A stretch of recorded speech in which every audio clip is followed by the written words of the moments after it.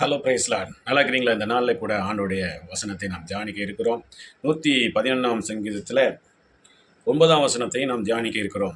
இந்த 9ஆம் வசனத்தில் கூட ஆண்டவர் நமக்கு செய்ததான முக்கியமான ஒரு நன்மையான காரியங்களை இன்றைக்கு தியானிக்க இருக்கிறோம். இங்கே பார்க்கும் பொழுது, அவர் தமது ஜனத்திற்கு மீட்பை அனுப்பி தமது உடன்படிக்கையை நித்திய உடன்படிக்கையாக கட்டளையிட்டார். அவருடைய நாமம் பரிசுத்தமும் பயங்கரமுமானது. மாணவர்களே, ஆண்டவர் நம்மை மீட்கும்படியாக அப்படின்னா நம்மை விடுதலையாக்கும்படியாக, நம்மை அடிமைத்தனத்திலிருந்து, பாவத்தின் அடிமைத்தனத்திலிருந்து, பிசாசின் பிடியிலிருந்து, பிசாசுக்கு நாம் அடிமைகளாக நம்மளாகவே பிசாசுக்கு அடிமையாக நம்மை விற்று போட்டோம். இந்த நாளில் கூட அவர் நமக்கு பாவத்திலே, சாபத்திலே, பிசாசின் கட்டிலே அகப்பட்டிருந்ததான, அடிமைத்தனப்பட்டிருந்ததான நம்மை ஆண்டவர் தன்னுடைய சொந்த குமாரனையே அனுப்பி, இயேசு கிறிஸ்துவை அனுப்பி பூமியிலே மனிதனுக்கு மீட்பை உண்டு பண்ணினார், விமோச்சனத்தை ஏற்படுத்தினார், பாவ மன்னிப்பை உண்டு பண்ணினார், நித்திய ஜீவனை ஏற்படுத்தி கொடுத்தார். அவன் சாகாவரத்தை பெற்றவனாக மாறினான். பூமியிலே மரித்தாலும் மறு வாழ்வு என்கிறதான பரலோக ராஜ்யத்துக்குண்டான நித்திய வாழ்வை ஆண்டவர் அவனுக்கு கொடுத்திருக்கிறார். ஆண்டவர் கொடுத்த கட்டளைகளை மனிதனாலே செய்ய முடியாதவைகளாக இருந்தபடினால் ஆண்டவராகவே இந்த பூமிக்கு பரிசுத்தராக பிறந்து அந்த மனிதன் செய்ய வேண்டியதான, கடைபிடிக்க வேண்டியதான அனைத்து கற்பனைகளையும் கட்டளைகளையும் அவர் கடைபிடித்து நமக்காக பரிசுத்தமாக வாழ்ந்து நமக்காகவே ஒரு பாவ பலியாக மாறி நம்மை மீட்கும் ஒரு பாவ பரிகாரத்தை அவர் ஏற்படுத்தினார், அவருடைய சொந்த இரத்தத்தின் மூலமாக என்று பார்க்கிறோம். இந்த நாளிலே கூட அவர் நமக்காக சிந்தப்பட்ட இரத்தத்தினாலே நமக்கு மீட்பை உண்டு பண்ணினார். அவர் சிந்தின இரத்தத்தினாலே புதிய உடன்படிக்கையை, நித்தியமான உடன்படிக்கை, சாதாரணமான உடன்படிக்கை அல்ல.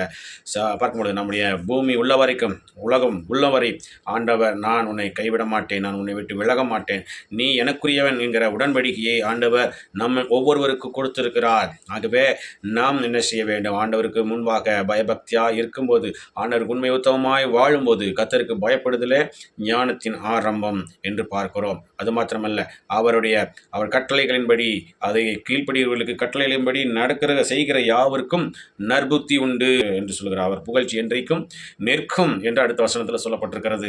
ஆகவே அவர் நாமும் பரிசுத்தமும் பயங்கரமுமானது. அவர் பெரிய ஆண்டவர் தான். பூமி எவ்வளவு பிரம்மாண்டமான பூமி, அதை ஆராய்ந்து பார்க்க முடியாதது. ஆனாலும் அதே போல வானம் அதை காட்டு பிரம்மாண்டம் உள்ளது, ஆச்சரியமானது, மகத்துவம் உள்ளது. அப்பேற்பட்ட தெய்வம், பயங்கரமான தெய்வம், பரிசுத்தமுள்ள தெய்வம். ஆனாலும் மனிதனுக்காகத்தான் எத்தனையோ செய்திருக்கிறார். உங்களுக்காக, எனக்காகத்தான் இதெல்லாமே படைத்திருக்கிறார். அல்லேலூயா. ஆகவே அவர் எதற்காக படைத்திருக்கிறார்? மனிதன் தன்னை வணங்க வேண்டும், தனக்கு முன்பாக அவன் உண்மை உத்தமமாய் வாழ வேண்டும்.